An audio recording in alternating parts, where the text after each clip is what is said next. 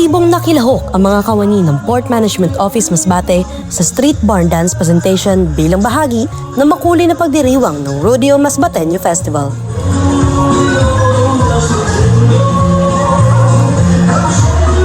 Ipinamalas ng PMO Masbate ang buong suporta sa nasabing pagdiriwang kung saan tampok ang kultura, tradisyon at turismo ng Masbate na kilala bilang rodeo capital ng bansa. Panalo rin ng PMO Masbate sa Rodeo Facade Competition matapos pasiglahin ng kanilang opisina sa makulay at buhay na temang rodeo. Happy Rodeo Festival from PMO Masbate!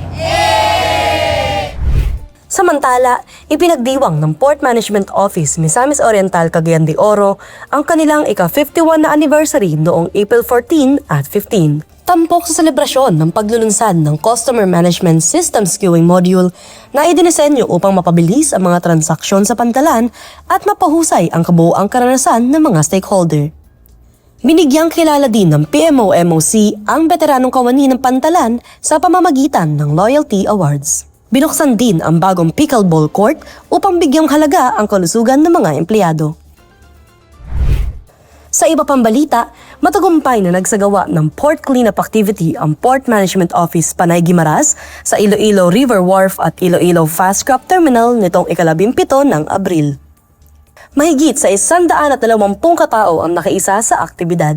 Tinatayang nasa 2,600 na kilo ng basura ang nakolekta sa naturang cleanup drive. Pinagtitibay ng inisyatibang ito ang matibay na ugnayan ng PPA at lokal na komunidad sa pagsusulong ng pangangalaga sa kalikasan at kooperasyon sa pantalan.